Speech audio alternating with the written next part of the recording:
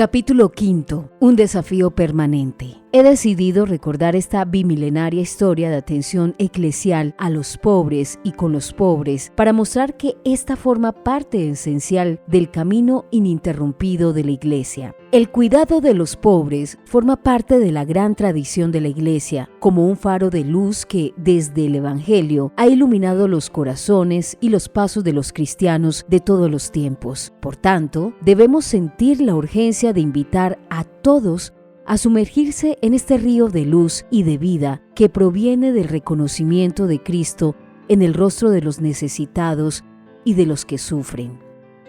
El amor a los pobres es un elemento esencial de la historia de Dios con nosotros y desde el corazón de la Iglesia prorrumpe como una llamada continua en los corazones de los creyentes, tanto en las comunidades como en cada uno de los fieles. La Iglesia, en cuanto cuerpo de Cristo, siente como su propia carne la vida de los pobres, que son parte privilegiada del pueblo que va en camino. Por esta razón, el amor a los que son pobres, en cualquier modo en que se manifieste dicha pobreza, es la garantía evangélica de una Iglesia fiel al corazón de Dios. De hecho, cada renovación eclesial ha tenido siempre como prioridad la atención preferencial por los pobres, que se diferencia tanto en las motivaciones como en el estilo de las actividades de cualquier otra organización humanitaria. El cristiano no puede considerar a los pobres solo como un problema social. Estos son una cuestión familiar, son de los nuestros.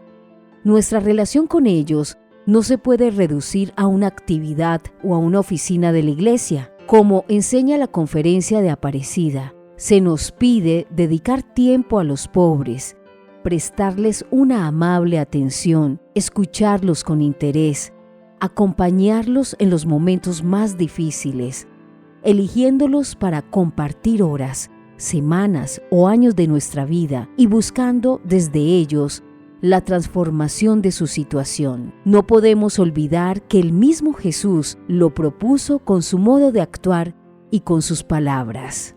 El buen samaritano de nuevo. La cultura dominante de los inicios de este milenio instiga a abandonar a los pobres a su propio destino, a no juzgarlos dignos de atención y mucho menos de aprecio.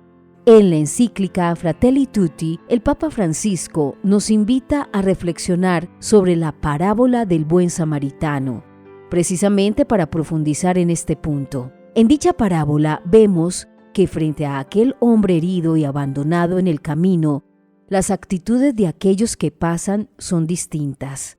Solo el buen samaritano se ocupa de cuidarlo. Entonces, vuelve la pregunta que interpela a cada uno en primera persona. ¿Con quién te identificas? Esta pregunta es cruda, directa y determinante. ¿A cuál de ellos te pareces? Nos hace falta reconocer la tentación que nos circunda de desentendernos de los demás, especialmente de los más débiles. Digámoslo, hemos crecido en muchos aspectos, aunque somos analfabetos en acompañar, cuidar y sostener a los más frágiles y débiles de nuestras sociedades desarrolladas. Nos acostumbramos a mirar para el costado, a pasar de lado, a ignorar las situaciones hasta que éstas nos golpean directamente. Y nos hace mucho bien descubrir que aquella escena del buen samaritano se repite también hoy. Recordemos esta situación de nuestros días. Cuando encuentro a una persona durmiendo a la intemperie en una noche fría, puedo sentir que ese bulto es un imprevisto que me interrumpe, un delincuente ocioso, un estorbo en mi camino, un aguijón molesto para mi conciencia, un problema que deben resolver los políticos y quizá hasta una basura que ensucia el espacio público. O puede reaccionar desde la fe y la caridad y reconocer en él a un ser humano con mi misma dignidad, a una criatura infinitamente amada por el Padre, a una imagen de Dios, a un hermano redimido por Jesucristo. Eso es ser cristianos. ¿O acaso puede entenderse la santidad al margen de este reconocimiento vivo de la dignidad de todo ser humano? ¿Qué hizo el buen samaritano? La pregunta se vuelve urgente porque nos ayuda a darnos cuenta de una grave falta en nuestras sociedades y también en nuestras comunidades cristianas. El hecho es que muchas formas de indiferencia que hoy encontramos son signos de un estilo de vida generalizado que se manifiesta de diversas maneras, quizás más sutiles. Además, como todos estamos muy concentrados en nuestras propias necesidades, ver a alguien sufriendo nos molesta, nos perturba, porque no queremos perder nuestro tiempo por culpa de los problemas ajenos. Estos son síntomas de una sociedad enferma, porque busca construirse de espaldas al dolor. Mejor no caer en esa miseria. Miremos el modelo del buen samaritano. Las últimas palabras de la parábola evangélica: ve y procede tú de la misma manera. Son un mandamiento que un cristiano debe oír resonar cada día en su corazón. Un desafío ineludible para la iglesia de hoy. En una época particularmente difícil para la iglesia de Roma, cuando las instituciones imperiales estaban colapsando bajo la presión de los bárbaros, San Gregorio Magno amonestaba a sus fieles de este modo: todos los días, si lo buscamos, hallamos a Lázaro, y aunque no lo busquemos, le tenemos a la vista. Ved que a todas horas se presentan los pobres, y que ahora nos piden ellos, que luego vendrán como intercesores nuestros. No perdáis el tiempo de la misericordia, no hagáis caso omiso de los remedios que habéis recibido. No sin valentía, él desafía los prejuicios generalizados hacia los pobres, como los de quienes los consideraban responsables de su propia miseria. Cuando veis que algunos pobres hacen algunas cosas reprensibles, no los despreciéis, no desconfiéis, porque tal vez la fragua de la pobreza purifica el exceso de alguna maldad pequeñísima que los mancha. No pocas veces la riqueza nos vuelve ciegos, hasta el punto de pensar que nuestra felicidad solo puede realizarse si logramos prescindir de los demás. En esto, los pobres pueden ser para nosotros como maestros silenciosos, devolviendo nuestro orgullo y arrogancia a una justa humildad. Si es verdad que los pobres son sostenidos por quienes tienen medios económicos, también se puede afirmar con certeza lo contrario. Esta es una sorprendente experiencia corroborada por la misma tradición cristiana y que se vuelve un verdadero punto de inflexión en nuestra vida personal, cuando caemos en la cuenta de que justamente los pobres son quienes nos evangelizan. ¿De qué manera los pobres, en silencio de su misma condición, nos colocan frente a la realidad de nuestra debilidad?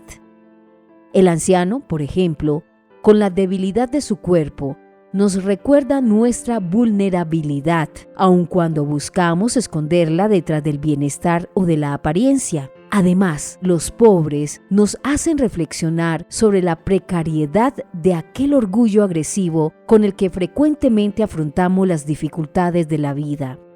En esencia, ellos revelan nuestra fragilidad y el vacío de una vida aparentemente protegida y segura. Al respecto, volvemos a escuchar estas palabras de San Gregorio Magno.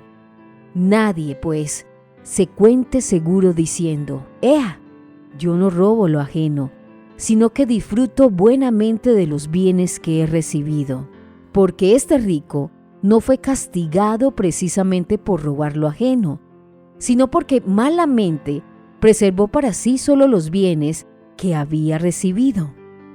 También le llevó al infierno esto: el no vivir temeroso en medio de su felicidad, el hacer servir a su arrogancia los dones recibidos, el no tener entrañas de caridad. Para nosotros cristianos, la cuestión de los pobres conduce a lo esencial de nuestra fe, la opción preferencial por los pobres, es decir, el amor de la Iglesia hacia ellos, como enseñaba San Juan Pablo II. Es determinante y pertenece a su constante tradición, le impulsa a dirigirse al mundo en el cual, no obstante, el progreso técnico-económico, la pobreza amenaza con alcanzar formas gigantescas. La realidad es que los pobres para los cristianos no son una categoría sociológica, sino la misma carne de Cristo. En efecto, no es suficiente limitarse a enunciar en modo general la doctrina de la encarnación de Dios. Para adentrarse en serio en este ministerio, en cambio, es necesario especificar que el Señor se hace carne que tiene hambre, que tiene sed, que está enferma, encarcelada. Una iglesia pobre para los pobres empieza con ir hacia la carne de Cristo. Si vamos hacia la carne de Cristo, comenzamos a entender algo, a entender qué es esta pobreza, la pobreza del Señor, y esto no es fácil. El corazón de la iglesia, por su misma naturaleza, es solidario con aquellos que son pobres, excluidos y marginados, con aquellos que son considerados un descarte de la sociedad. Los pobres están en el centro de la iglesia porque es desde la fe en Cristo hecho pobre y siempre cercano a los pobres excluidos que brota la preocupación por el desarrollo integral de los más abandonados de la sociedad. En el corazón de cada fiel se encuentra la exigencia de escuchar este clamor, que brota de la misma obra liberadora de la gracia en cada uno de nosotros, por lo cual no se trata de una misión reservada solo a algunos. A veces, se percibe en algunos movimientos o grupos cristianos la carencia o incluso la ausencia del compromiso por el bien común de la sociedad y en particular por la defensa y la promoción de los más débiles y desfavorecidos. A este respecto, es necesario recordar que la religión, especialmente la cristiana, no puede limitarse al ámbito privado, como si los fieles no tuvieran que preocuparse también de los problemas relativos a la sociedad civil y de los acontecimientos que afectan a los ciudadanos.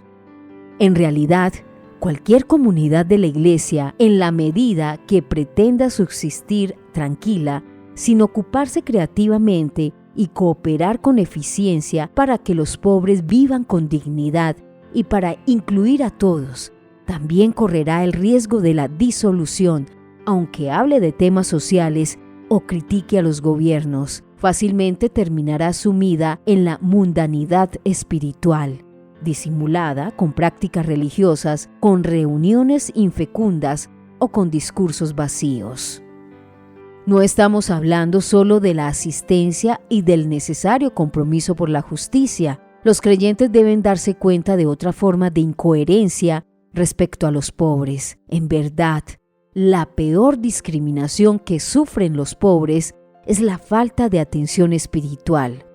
La opción preferencial por los pobres debe traducirse principalmente en una atención religiosa privilegiada y prioritaria. No obstante, esta atención espiritual hacia los pobres es puesta en discusión por ciertos prejuicios, también por parte de cristianos, porque nos sentimos más a gusto sin los pobres. Hay quienes siguen diciendo, nuestra tarea es rezar y enseñar la verdadera doctrina. Pero desvinculando este aspecto religioso de la promoción integral, agregan que solo el gobierno debería encargarse de ellos o que sería mejor dejarlos en la miseria para que aprendan a trabajar.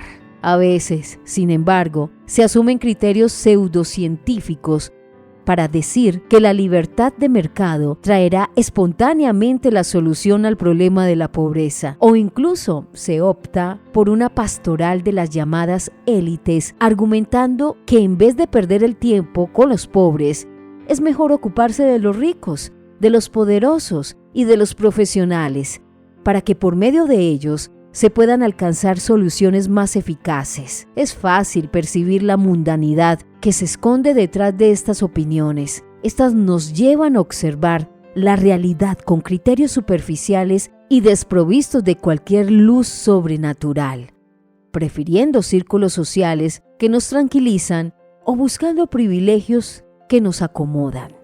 Aún hoy, dar.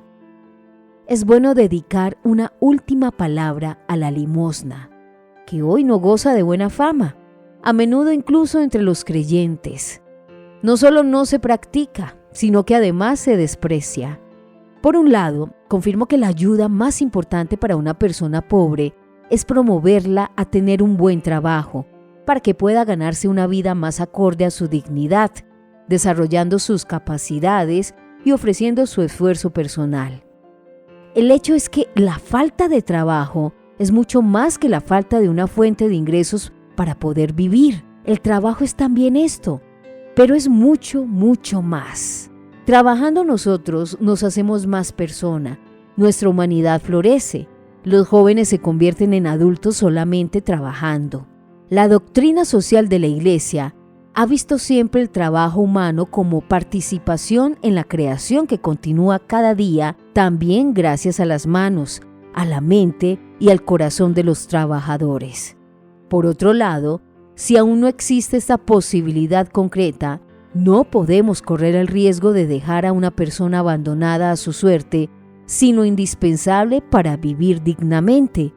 Y por tanto, la limosna sigue siendo un momento necesario de contacto, de encuentro y de identificación con la situación de los demás.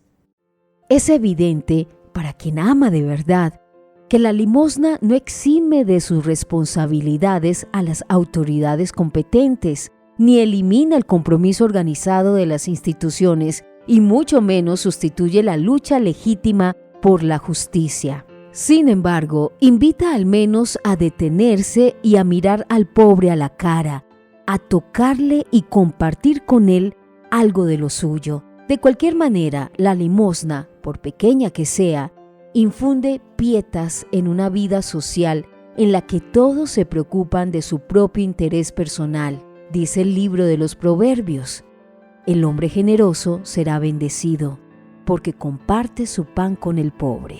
Tanto el Antiguo como el Nuevo Testamento contienen auténticos himnos a la limosna, pero tú sé indulgente con el humilde y no le hagas esperar tu limosna. Que el tesoro encerrado en tus graneros sea la limosna, y ella te preservará de todo mal. Y Jesús retoma esta enseñanza: vendan sus bienes y denlos como limosna. Háganse bolsas que no se desgasten y acumulen un tesoro inagotable en el cielo. A San Juan Crisóstomo se le atribuía esta exhortación: la limosna es el ala de la oración. Si no le das alas a la oración, no volará. Y San Gregorio Nacianceno concluía una de sus célebres oraciones con estas palabras: en verdad, si en algo confiáis en mí, siervos de Cristo, hermanos y coherederos, mientras llega el momento, visitemos a Cristo, curemos a Cristo, alimentemos a Cristo, vistamos a Cristo, hospedemos a Cristo, honremos a Cristo. No solo en la mesa, como algunos, ni con perfumes, como María, no solo en el sepulcro, como José de Arimatea, ni con lo relativo a la sepultura, como Nicodemo, que amaba a Cristo a medias, ni con oro, incienso y mirra, como los magos, anteriores a los mencionados, sino puesto que el Señor del universo quiere misericordia y no sacrificio. Ofrezcámosle esa compasión por medio de los necesitados y de los que ahora se encuentran arrojados por tierra, para que cuando salgamos de aquí abajo, seamos recibidos en las moradas eternas. Hay que alimentar el amor y las convicciones más profundas, y eso se hace con gestos.